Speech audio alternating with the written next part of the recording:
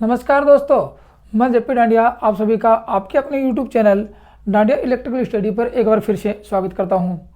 दोस्तों, आज के इस वीडियो में देखेंगे रिएक्टेंस क्या होता है।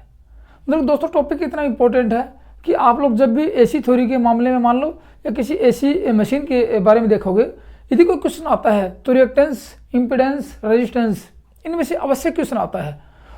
दोस्तों, टॉपिक बहुत इंपॉर्टेंट है। आप देखोगे कि रिएक्टेंस होता क्या है। जैसे आप लोग रेजिस्टेंस पढ़ते आ रहे हो, डीसी थ्योरी पढ़ी, आप लोगों ने आज तक रेजिस्टेंस ही पढ़ा, तो आज एसी थ्योरी पढ़ेंगे तो उस रेजिस्टेंस को किस नाम से पुकारेंगे, कहाँ रेजिस्टेंस के बदले में रिएक्टेंस होगा, इम्पीडेंस होगा, उसके बारे में देखें। दोस्तों इस प्रकार के प्रश्न जब भी परीक्षा में तो कन्फ्यूज वाले प्रश्न आते हैं कि इसका आंसर क्या होगा, इसकी इकाई क्या होगी, जबकि आपके दिमाग में वो प्रश्न है, आपके दिमाग में उसका आंसर भी है, लेकिन आप कंफ्यूज के चक्कर में उसको गलत कर देते हो।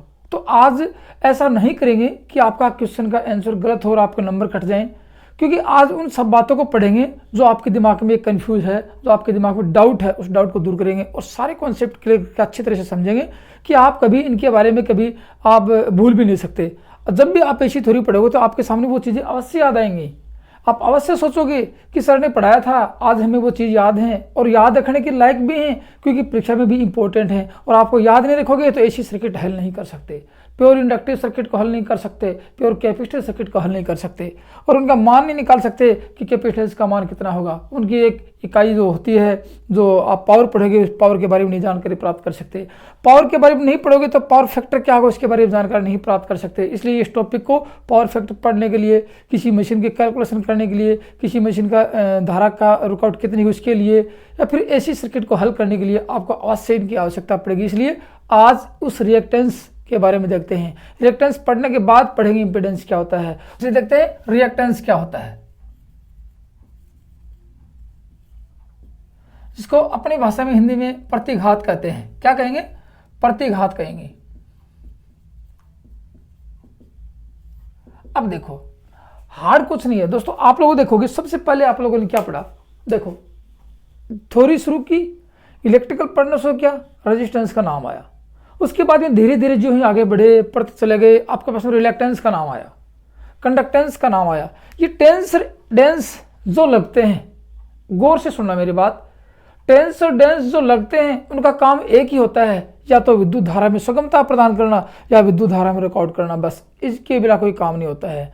जैसे रिलक्टेंस लगा तो आप लोगों ने देखा, रिलक्टेंस लगा तो चुंबकीय फ्लक्स के मार्ग में रुकावट उत्पन्न की। रेजिस्टेंस लगा तो आप लोगों ने देखा कि विद्युत धारा के मार्ग में किसी प्रतिरोध द्वारा रुकावट उत्पन्न की। आज रिएक्टेंस लगा तो इसका मतलब क्या होगा वो देखेंगे। इंडक्टिव रिएक्टेंस लगेगा उसका मतलब देखेंगे।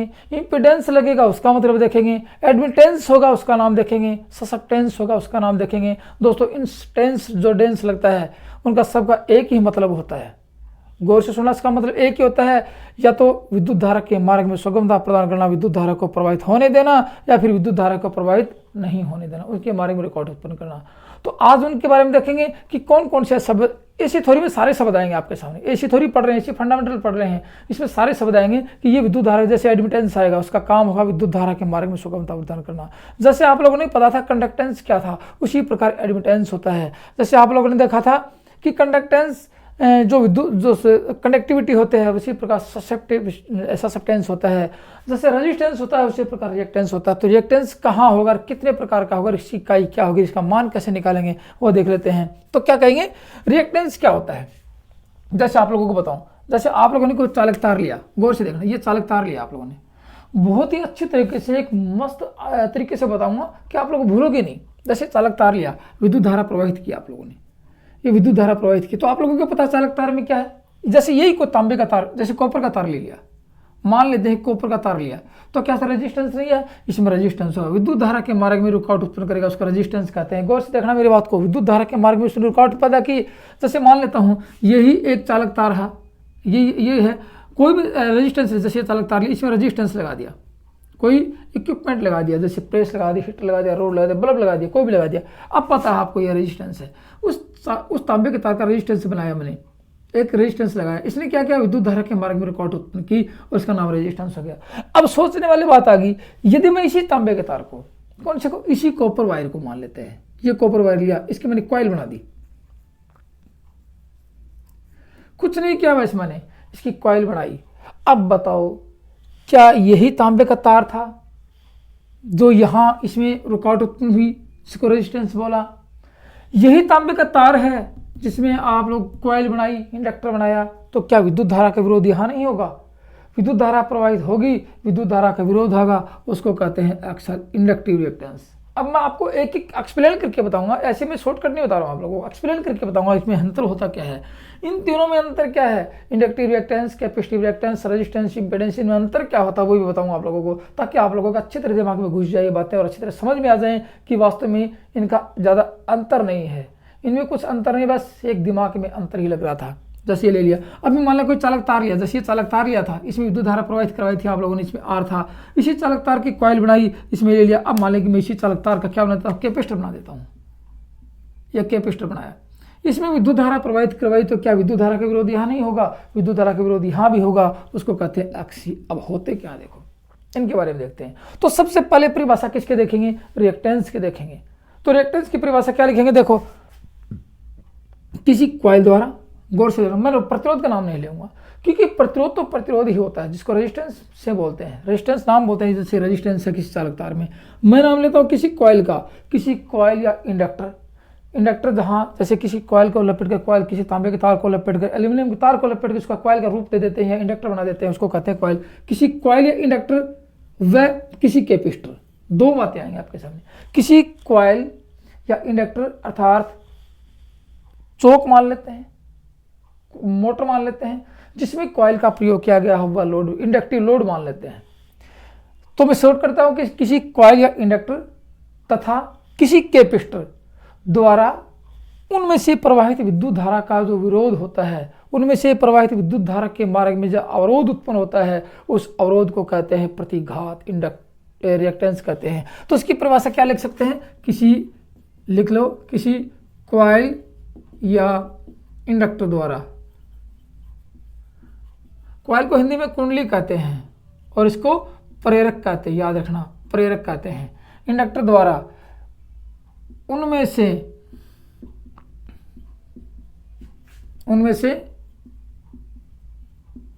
प्रवाहित विद्युत धारा के मार्ग में उत्पन्न अवरोध को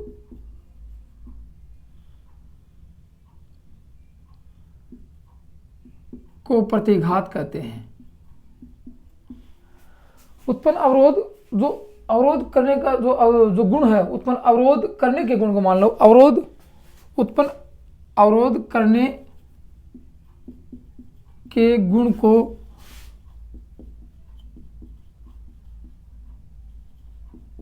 प्रतिघात कहते हैं, याद रखने वाली बात आ गई।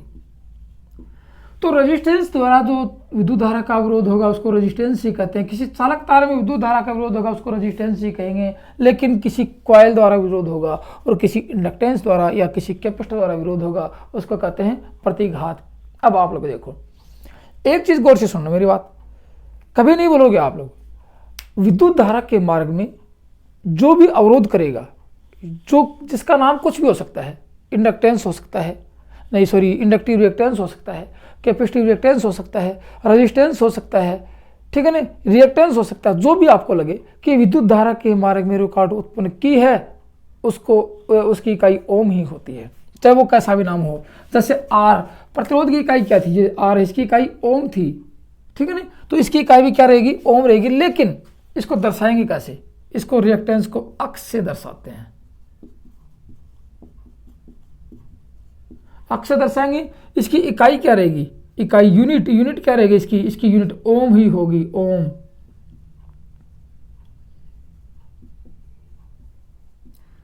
इसकी इकाई क्या होती है, ओम होती है। तो दो चीजें स्पष्ट होगी।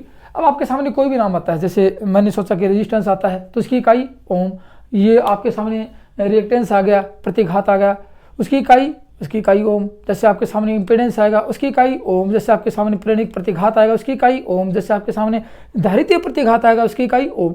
तो इनका काम क्या रहेगा, जिसकी इकाई ओम होती है वह विद्युत धारा के मार्ग में रुकावट ही उत्पन्न करता है, चाहे उसका नाम कुछ भी रख दो आप लोग, चाहे उसमें कॉइल हो, चाहे वो कैपेसिटर हो, चाहे चालक तार हो, चाहे कुछ भी हो, कोई भी इक्विपमेंट हो, आपको बता दिया गया इसमें विद्युत धारा के मार्ग में रुकावट उत्पन्न हुई, उसकी इकाई क्या रहेगी, ओम ही रहेगी। ठीक है, ये तो बात थी समझने वाली बात।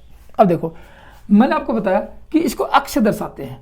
किसी कॉइल या इंडक्टर, ठीक है ना, उनमें से प्रवाहित धारा के मार्ग में उत्पन्न अवरोध के प्रतिघात को, उसको प्रतिघात करते हैं। तो दूसरी कहीं कह सकते हैं, दूसरी की परिभाषा भी हो सकती है कि किसी संधारित्र द्वारा विद्युत धारा के मार्ग में अवरोध उत्पन्न करने के गुण को प्रतिघात कहते हैं। प्रतिघात कहते हैं। अब दो चीजें आ गई, इसने भी अवरोध उत्पन्न किया, उसको प्रतिघात कहा, अक्ष दर्शा। इसने भी अवरोध उत्पन्न किया, उसको प्रतिघात किया, उसको अक्ष करते हैं। तो अब दोनों की परिभाषा सेम एक लिख सकते हैं। क्या लिखेंगे? यदि किसी, दोनों की मिक्स कर दो, इसको भी किसी इंडक्टर या किसी कैपेसिटर, किसी इंडक्टर व कैपेसिटर द्वारा विद्युत धारा के मार्ग में अवरोध उत्पन्न करने के गुण को प्रतिघात कहते हैं। अब ये अवरोध कब उत्पन्न होगा उसकी बात करता हूँ। ये अवरोध दोस्तों एसी प्रवाहित होगी तो ही उत्पन्न होगा, डीसी में नहीं होगा। इसलिए क्या होता है, डीसी में रेजिस्टेंस नहीं होता है।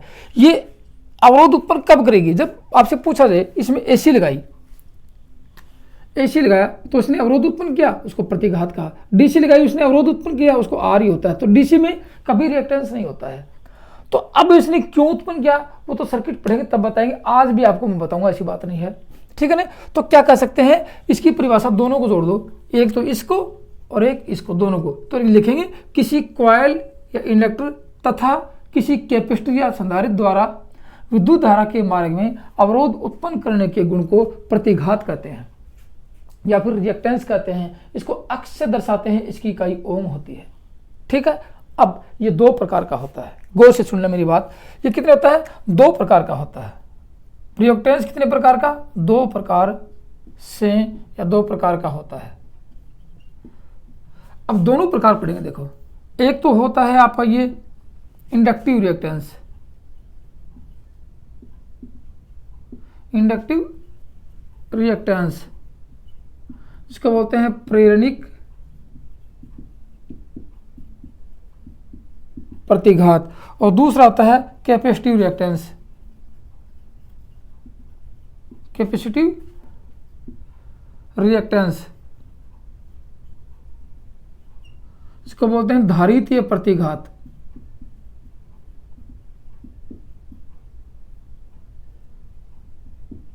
दो बातें आ गई आपके सामने। तो अब क्या पढ़ेंगे, अब दोनों को अलग अलग वर्गीकरण करेंगे। इसको क्या कहेंगे, इसको कहाँ उत्पन्न होगा, इसको क्या कहेंगे, इसको ये कहाँ उत्पन्न होगा। दोनों को अलग अलग वर्गीकरण करते हैं।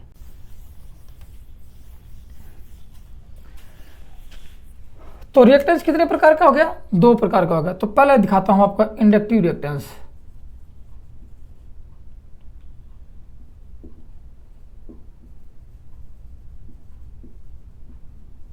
इसको बोलते हैं प्रेरणिक प्रतिघात।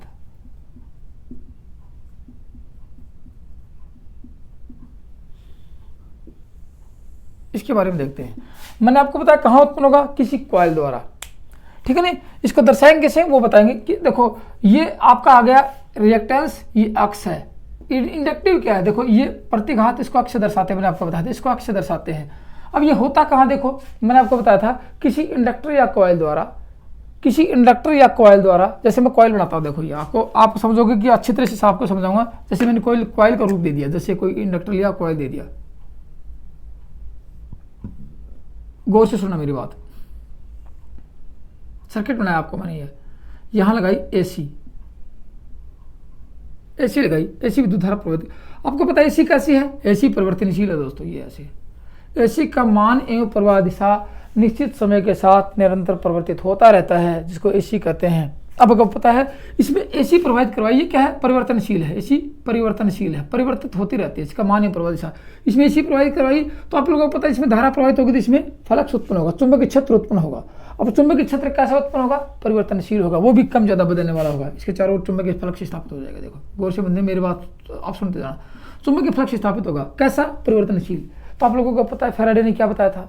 ये बताया था कि जब किसी परिवर्तनशील चुंबकीय फ्लक्स में किसी चालक तार को रखा जाता है तो उसमें विद्युत चुंबकीय प्रेरण के नियम अनुसार ईएमएफ उत्पन्न हो जाता है। तो ये चुंबकीय फ्लक्स परिवर्तनशील है, इसमें ईएमएफ उत्पन्न हुआ किसमें, इस कॉइल में, किसके नियमानुसार, फैराडे के नियमानुसार इसमें ईएमएफ उत्पन्न हुआ। ये इसमें ई उत्पन्न है, ये तो आपने दिया यहाँ पे एक ई उत्पन्न हो गया क्योंकि चुंबकीय फ्लक्स परिवर्तनशील था। मैं आपको इसकी परिभाषा बताता हूँ।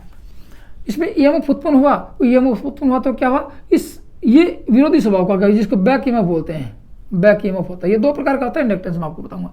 ईएमएफ उत्पन्न हुआ, ये विरोधी स्वभाव का, इसने लगाए गए बल का विरोध किया, इसका विरोध किया, ये सामने से गया, इसका विरोध किया।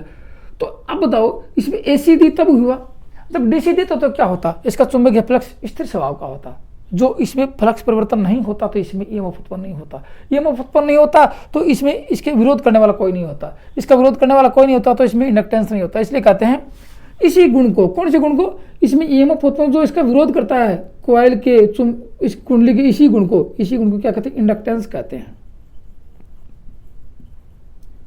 दोस्तों इंडक्टेंस पढ़ना चाहो तो मैंने चुंबकत्व के चैप्टर में इंडक्टेंस का एक अच्छी तरह से पूरा वीडियो बना रखा है। जैसे आप लोग देखोगे तो आपको कभी किसी प्रकार की कोई समस्या उत्पन्न होगी। फिर भी मैंने आपको रेफरेंस के तौर के लिए बताया है कि इंडक्टेंस होता है। अब इंडक्टेंस को एल से दर्शाते हैं, किसके, इसमें जो गुण होगा उसको, कौन सा गुण होगा, विद्युत धारा के परिवर्तनों का विरोध करना। इसने विरोध क्या नहीं किया, डीसी लगाएंगे तो नहीं होगा, एसी लगाएंगे तो होगा, क्योंकि एसी लगाएंगे तो ईएमएफ उत्पन्न होगा जो विरोध करेगा लेंज के नियम अनुसार, जिसका ये हो और जिसको एल से दर्शाते हैं।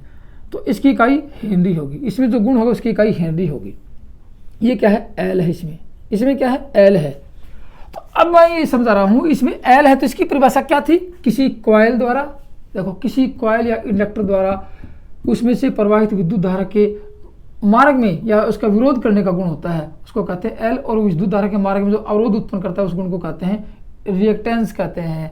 कैसा रिएक्टेंस, इसने एल ने इसका विरोध किया है, इसलिए इसको दर्शाते हैं, इसको एक्स एल से दर्शाते हैं। एक्स तो क्या है ये, और एल क्या था ये, इसको एक्स एल से दर्शाते हैं। इसको समझना चाहो तो मैंने वीडियो बना रखा है, रेडियो देख लेना। इसको एक्सल से दर्शाते हैं। इसकी इकाई क्या है, इसकी इकाई मैंने आपको बताया था, इसकी इकाई ओम होती है। तो एक्सल की इकाई क्या है, एक्सल की इकाई ओम होती है।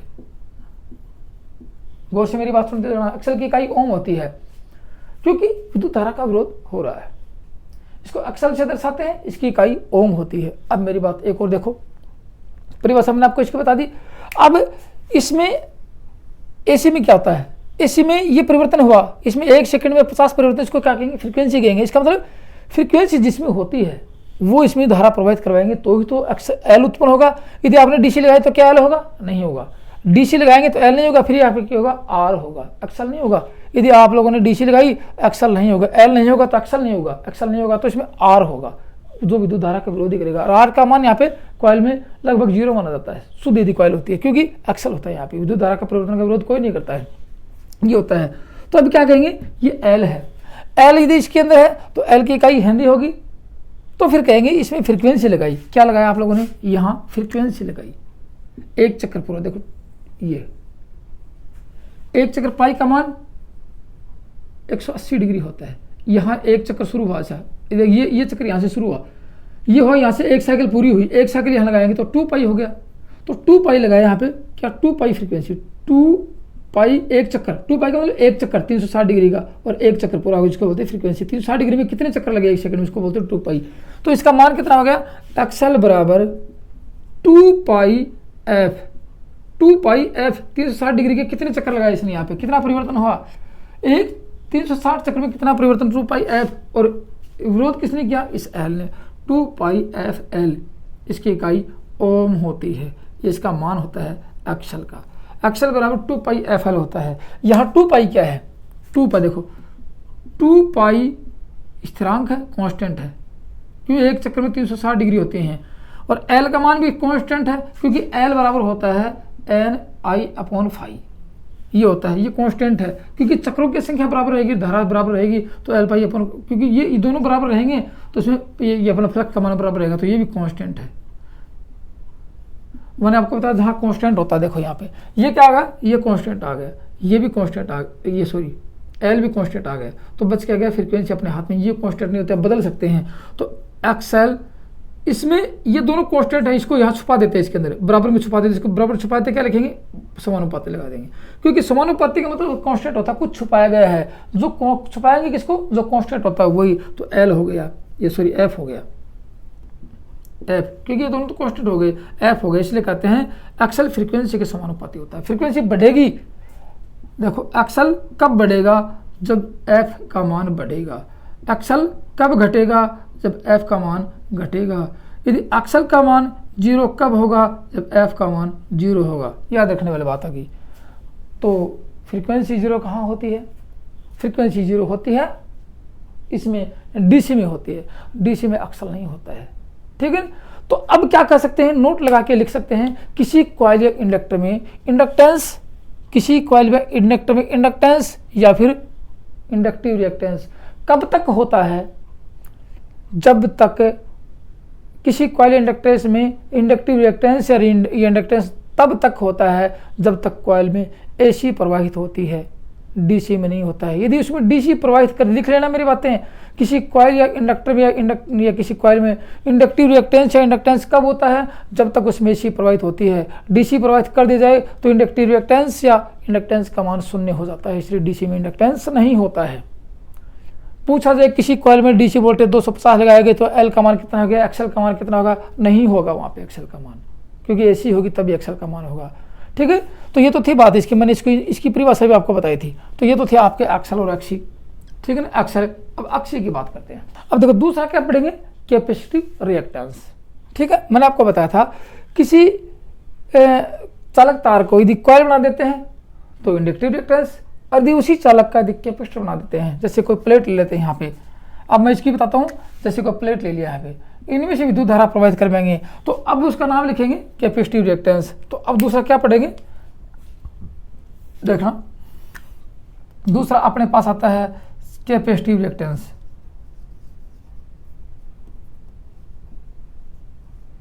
कैपेसिटिव रिएक्टेंस जो कहते हैं धारितीय प्रतिघात,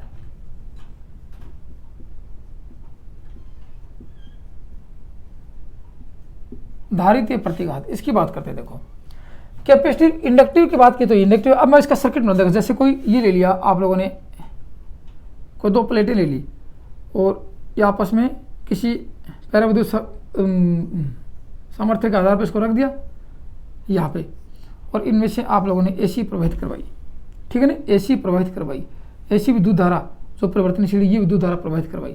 अब देखो यहाँ से आप लोगों ने, यहाँ से विद्युत धारा ये प्रवाहित होगी यहाँ पे, तो ये क्या होगा, चार्ज इकट्ठा करेगा इलेक्ट्रोस्टैटिक के रूप में, ये एनर्जी स्टोर करता है चुंबकीय क्षेत्र के रूप में, और ये इलेक्ट्रोस्टैटिक के रूप में चार्ज इकट्ठा करता है। मान लीजिए किसी ने चार्ज इकट्ठा कर लिया, plus plus plus plus plus, ये माइनस माइनस माइनस, चार्ज इकट्ठा कर लिया, ये हो गया आपका पोटेंशियल, यहाँ पे चार्ज इकट्ठा किया। तो वो चार्ज क्या करें, जब तक ये चार्ज नहीं होंगी प्लेटें तब तक तो ये वोल्टेज लेगा, चार्ज होगी इसके सामने विरोध उत्पन्न हो जाएगा, ऐसे ये आगे से वोल्टेज तो देगा लेकिन इसका सहयोग करेगा, ये धारा को आगे पहुंचा के इसका विरोध करेगा, और जब ये चार्ज पूरी हो जाएंगी इकट्ठे, तो यहाँ से वोल्टेज धारा का मान 0 हो जाएगा। कि चार्ज इसमें धारा, जैसे शुरू में 5 एम्पीयर धारा ली, ये चार्ज होती गई, 4 एम्पीयर धारा हुई, फिर 3 एम्पीयर हुई, फिर 2 एम्पीयर धारा, ये पूरी चार्ज हुई 1 एम्पीयर, क्योंकि इसने विरोध करना शुरू कर दिया, बैक काटना शुरू कर दिया इसने। तो कहते हैं कि अब देखो इसने धारा का विरोध किया, चार्ज इकट्ठा हुआ, धारा का विरोध हुआ, तो कह सकते हैं किसी संधारित्र द्वारा, इसकी परिभाषा क्या लिखेंगे, किसकी, इसकी कैपेसिटिव रिएक्टेंस की, किसी संधारित्र द्वारा उसमें से प्रवाहित हो रही विद्युत धारा के मार्ग में पैदा हुई रुकावट को धारितीय प्रतिघात कहते हैं। किसी संधारित्र, कैपेसिटर की बात, ये इसको कैपेसिटर बोलते हैं, किसी कैपेसिटर द्वारा उसमें से प्रवाहित हो रही विद्युत धारा के मार्ग में उत्पन्न हुई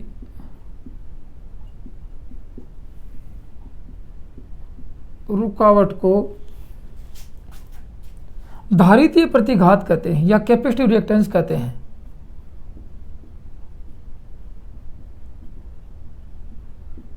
ये परिभाषा आ गई, मतलब ये विद्युत धारा का विरोध करेगा ऐसा उल्टा बैक में, क्योंकि ये चार्ज बैक, ये अपने बैक कर देगा और विद्युत धारा का विरोध होगा, लेकिन चार्ज इकट्ठा के इसका सहयोग किया पहले इसने, अब यहाँ से यदि वोल्टेज इसमें चार्ज यदि कम होता जाएगा तो धारा ले ली गई, और यदि ये चार्ज पूरी तो धारा को, तो इसने सहयोग किया है, चार्ज बना, यहाँ से चार्ज दिया और इसने पावर डिलीवर्ड भी की है, इसने पावर उत्पन्न भी की है इसने, लेकिन रेजिस्टेंस तो कंज्यूम करता, उत्पन्न नहीं करता यहाँ पे, तो इसने पावर कंज्यूम की है, तो इसको कहते हैं कि विरोध किया। तो अब देखो धारित प्रतिघात की इकाई एक्स, इसकी इकाई क्या थी एक्स, लेकिन इसको सी से दर्शाते हैं, इसको ये इसने चार्ज इकट्ठा किया, इसका गुण था, इस गुण को सी से दर्शाते हैं। तो क्या कर सकते हैं, सी से दर्शाएंगे इसको, किसको, इसे सी से दर्शाएंगे, ठीक है, सी से।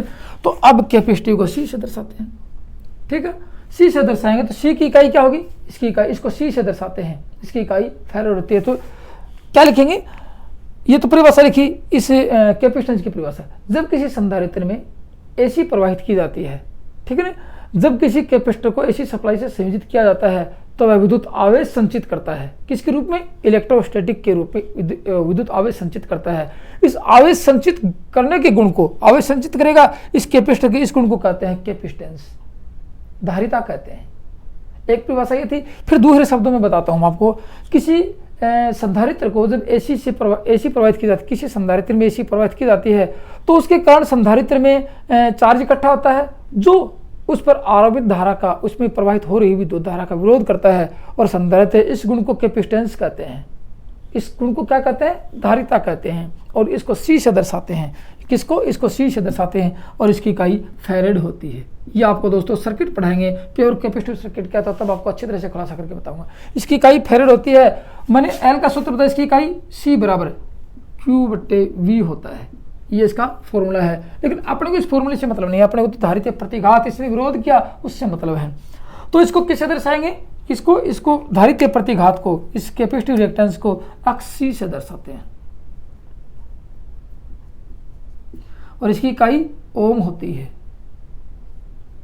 यूनिट ओम होती है, ये इसकी ओम यूनिट है। समझ गए बात को। अब एक्स का फॉर्मूला क्या रहेगा, इसमें देखो एक्स का फॉर्मूला मैं यहाँ लिख देता हूँ आप लाइन में, एक्स सी बराबर 1/2πfc। उसने सीधा विरोध किया था, इसने इसके चार्ज इकट्ठा इसका सहयोग करके विरोध किया है, इसका मतलब 1/2πfc। अब आप लोगों को पता है कि एफ व सी, देखो 2π, ये एक सर्किल में विद्युत धारा प्रवाहित की, वो 2π, और ये सी, ये इसकी क्षमता थी, इसकी धारिता थी, वो है। तो 2π व सी कांस्टेंट होता है, 2π व सी कांस्टेंट है। तो अक्सी बराबर क्या हो गया, अक्सी बराबर अक्सी बराबर, ये तो कांस्टेंट हो गया, ये हो गया और ये हो गया, तो बच गया 1। कांस्टेंट को क्या लिखेंगे, यहाँ से कांस्टेंट को बदल देंगे समानुपात में। इसका मतलब यह है कि यहाँ कुछ समानुपाती का मतलब यहाँ कुछ कांस्टेंट है, जो क्या है 2π व सी दोनों कांस्टेंट हैं, और 1/f हो गया। f क्या है, यहाँ भी फ्रीक्वेंसी है। तो दोस्तों प्रेरणिक प्रतिघात फ्रीक्वेंसी के समानुपाती था, ये रहा, और कैपेसिटिव प्रतिघात फ्रीक्वेंसी के विलोमानुपाती होता है। लिख लो, ये अक्सी एफ फ्रीक्वेंसी के विलोमानुपाती होता है।